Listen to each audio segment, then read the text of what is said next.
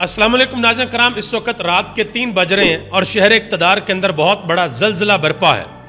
پاکستان کا ایک صوبہ KPK، وہاں کے چیف منسٹر علی امین گنڈا پور پچھلے 8 گھنٹے سے غائب ہیں۔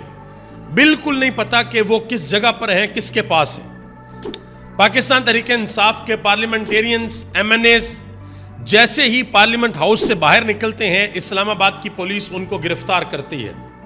پہلے شیر افضل خان مروت کو گرفتار کیا جاتا ہے، پھر بیرسٹر گوہر علی خان کو گرفتار کیا جاتا ہے، پھر شعیب شہین کو گرفتار کیا جاتا ہے، اور پھر کچھ اور MNAs کی گرفتاری کی خبر آتی ہے۔ اب یہ سارا کچھ کیا چل رہا ہے اور کیا ہو رہا ہے؟ ممکنہ طور پر اس کی 3 وجوہات ہیں کہ 3 بڑے کام ہونے کے لیے جا رہے ہیں۔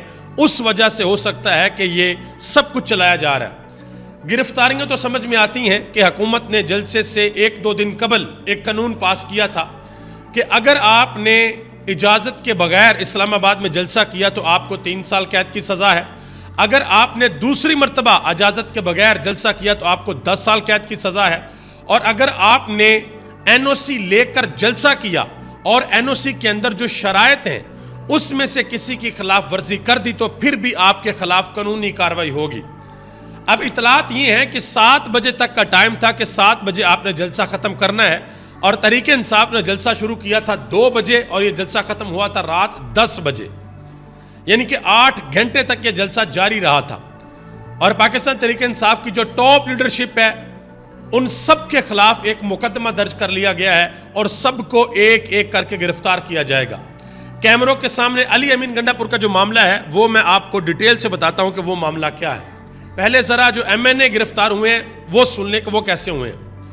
سب سے پہلے شیر افضل خان مروت باہر نکلتے ہیں، ان کی گاڑی سے ان کو نکال کر دھکے دے کر اسلام آباد کی پولیس لے جاتی ہے۔ پھر پاکستان تحریک انصاف کے جو چیئرمین ہیں بیرسٹر گوہر علی خان، پاکستان تحریک انصاف جو کہ پاکستان کی سب سے بڑی سیاسی پارٹی ہے، ان کے جو چیئرمین ہیں بیرسٹر گوہر علی خان، ان کو گرفتار کر لیا جاتا ہے۔ شعیب شہین جو کہ سپریم کورٹ کے وکیل ہیں، ان کو ان کے آفس سے جا کر گرفتار کر لیا جاتا ہے۔ اسی طرح کچھ اور لوگوں کو گرفتار بھی کیا جاتا ہے۔ اور اس وقت بھی جب رات کے 3 بج رہے ہیں جب میں آپ سے بات کر رہا ہوں تو پاکستان تحریک انصاف کے کچھ MNAs پارلیمنٹ کے اندر موجود ہیں، وہ باہر نہیں نکلے، وہ صبح ادھر سے ہی پارلیمنٹ کے سیشن کے اندر شرکت کریں گے۔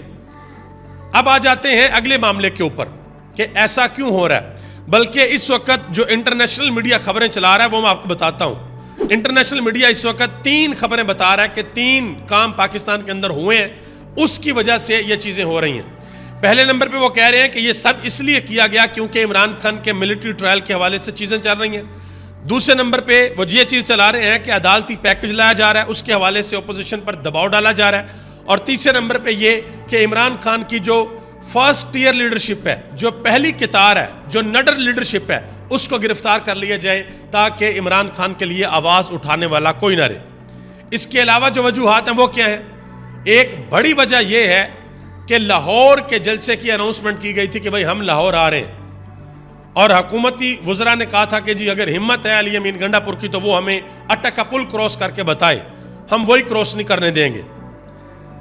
جس وقت شیر افضل خان مروت کو، بیرسٹر گوہر علی خان کو، شعیب شہین کو ان کو گرفتار کیا گیا تو ہر طرف کوہرام مچ گیا کہ علی امین گنڈا پور کہاں پہ ہیں، وہ اپنا بیان جاری کریں، وہ پریس کانفرنس کریں، وہ بیان دیں کہ ان کو چھوڑو۔ 1 گھنٹہ 2 گھنٹہ 3 گھنٹہ گزرنے کے بعد یہ خبر آئی کہ غالباً علی امین گنڈا پور کو یا ہاؤس اریسٹ کر دیا گیا ہے KP ہاؤس کے اندر، یا ان کو گرفتار کر لیا گیا ہے۔ بعد ازاں یہ خبر بھی آئی کہ بلوچستان کے جو چیف منسٹر ہیں وہ علی امین گنڈا پور سے ملاقات کرنے کے لیے گئے ہیں۔ جیو نیوز نے ایک خبر بھی چلا دی، اور بعد میں بلوچستان کے چیف منسٹر نے اس بات کی تردید کی، انہوں نے کہا جی راستے بند تھے، میں تو صرف جانے کے لیے وہ راستہ استعمال کیا۔ تقریباً 7 گھنٹے بعد یہ کنفرم خبر آئی کہ علی امین گنڈا پور کا کسی سے کوئی رابطہ نہیں ہے، نہ ان کا رابطہ ان کی پارٹی سے ہے، نہ ان کا رابطہ ان کی فیملی سے ہے۔ ان کے بھائی نے کنفرم کیا کہ ہمارا ان سے کوئی رابطہ نہیں ہے۔ اور صرف علی امین گنڈا پور نہیں بلکہ ان کے ساتھ جو ان کی سیکورٹی ہے وہاں پر ان کے ساتھ بھی کسی قسم کا کسی کا کوئی رابطہ نہیں ہے۔ اچھا، یہاں پر منیب فروخ صاحب نے ایک بڑا اہم ٹویٹ کیا۔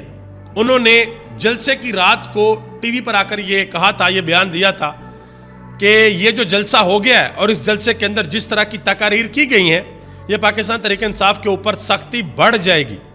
انہوں نے ان الفاظ کا استعمال کیا تھا کہ اسٹیبلشمنٹ کی طرف سے پیغام ہے کہ کچھ چیزیں جو ذرا بعد میں ہونی تھی وہ اب ذرا اور جلدی ہو جائیں گی.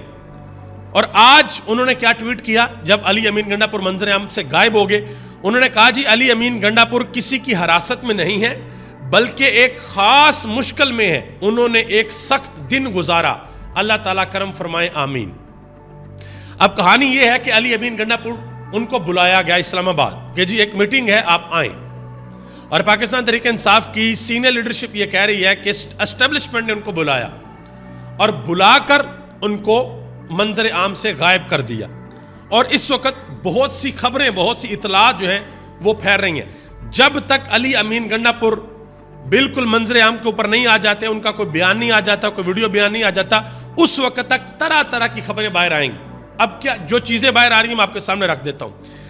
یہ چیزیں سامنے آ رہی ہیں کہ جی علی امین گنڈا پور نے بڑی سخت تقریر کی تھی, لہٰذا ان سے یہ کہا جا رہا ہے کہ اپنی تقریر پر یا معافی مانگو یا آپ اپنے جو آپ کی سی ایم شپ ہے اس سے آپ استعفیٰ دے دیں, یا یہ کہا جا رہا ہے کہ اگر آپ ہماری بات نہیں مانیں گے تو کے پی کے اندر ہم گورنر راج لگا دیں گے.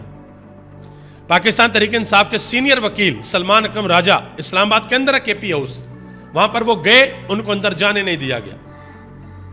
سلمان اکرم راجہ نے کہا کہ ہمارے جو لوگ گرفتار کیے گئے ہیں ان میں سے کسی نے بھی گرفتاری دی نہیں ہے بلکہ ایک شرمناک طریقے سے انہیں گرفتار کیا گیا ہے. ہم کیوں گرفتاریاں دیں جب ہم نے کچھ غلط کیا ہی نہیں ہے. انہوں نے کہا کہ ہم پاکستان کی آزادی کے لیے کھڑے ہیں, ایک قدم بھی پیچھے نہیں ہٹیں گے. مزید انہوں نے کہا کہ میں عدالت کے ضمیر پر دستک دے رہا ہوں کہ اسلام آباد میں انسانی حقوق کی پامالی ہو رہی ہے. آپ سموسوں پر سو موٹو لیتے تھے مگر اب خرگوش کی نیند سو رہے ہیں.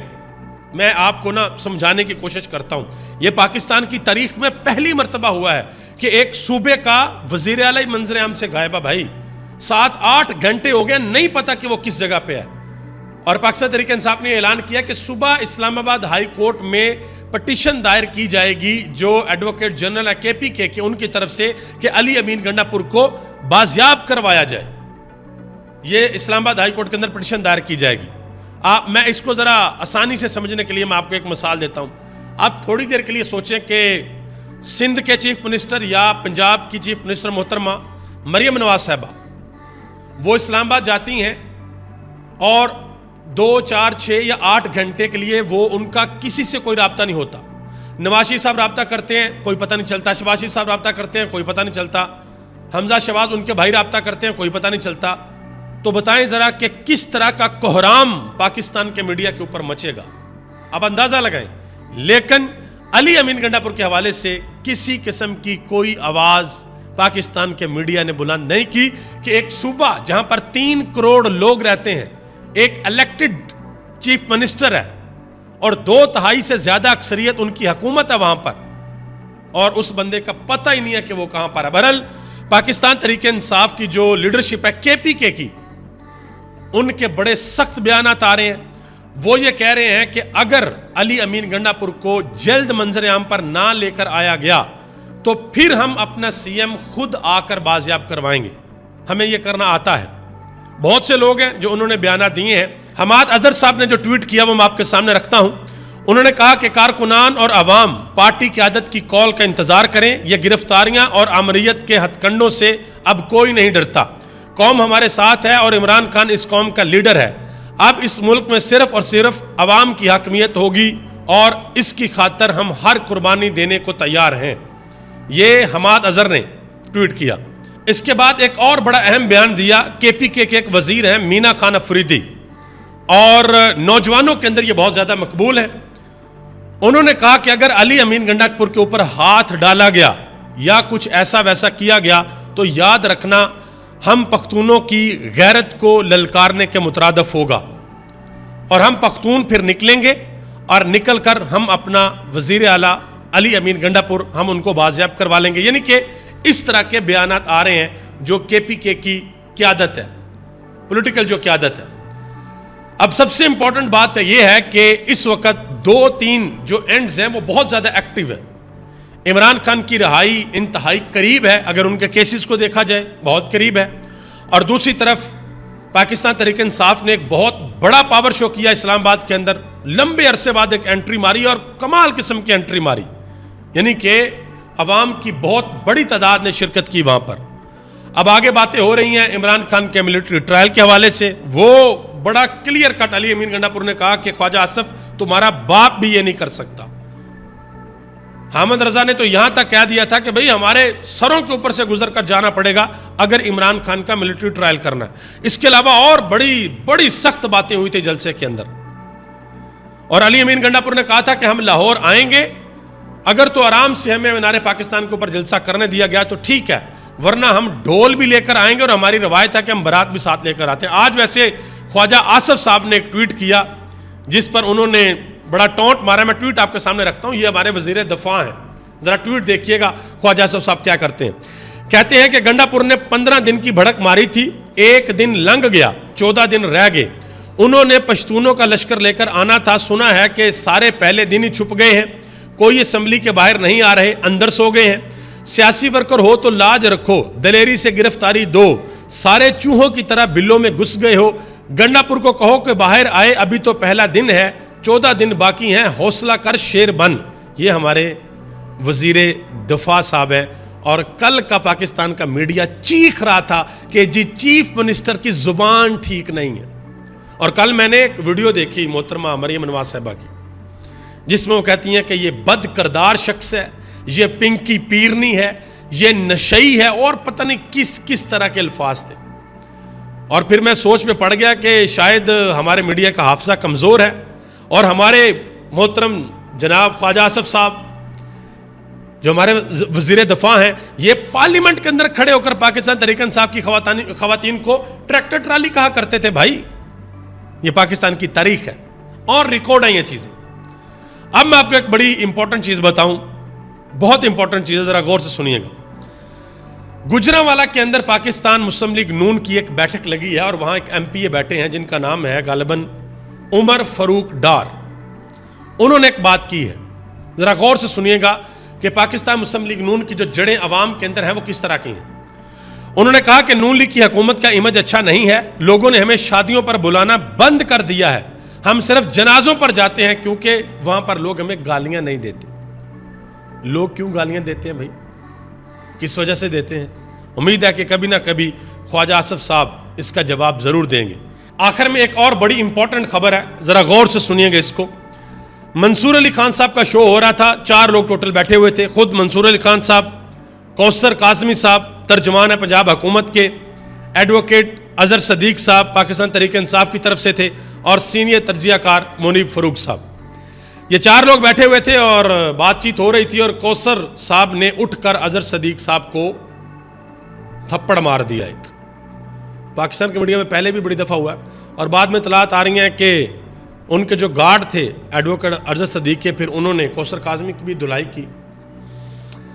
پاکستان کا جو میڈیا ہے, اس میڈیا کے اوپر کل پرسوں کے جلسے میں بڑی تنقید کی تھی علی امین گنڈا پور نے, اور یہ کہا تھا کہ یہ میڈیا بکاؤ میڈیا ہے. اس میڈیا کے اندر بہت سے صحافی ایسے ہیں جنہوں نے اپنے قلم کی قیمت لگا رکھی ہے, اور انہوں نے وہ محاورہ بھی بول دیا تھا کہ منو نوٹ وہاں میرا موڈ بنے, اور انہوں نے پھر مثال بھی دی تھی شہید ارشد شریف کی اور اینکر عمران ریاض خان کی کہ یہ وہ لوگ ہیں جنہوں نے اپنے نظریے پر سمجھوتا نہیں کیا اور ہر قسم کی قربانی دی. ایک نے تو اپنی جان کی قربانی دی, اور دوسرے بھی تقریباً آلریڈی اپنی جان کی قربانی دی.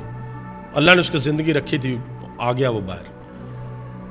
پاکستان کے میڈیا بڑا چیخ رہا ہے کہ یہ ہمیں کیا کہہ دیا, ہمیں کیا کیا جا رہا ہے, اور ادھر پنجاب حکومت کا ترجمان بیٹھ کے چپیڑے مار رہے ہیں بھائی مہمانوں کو. آپ اندازہ لگا لیں.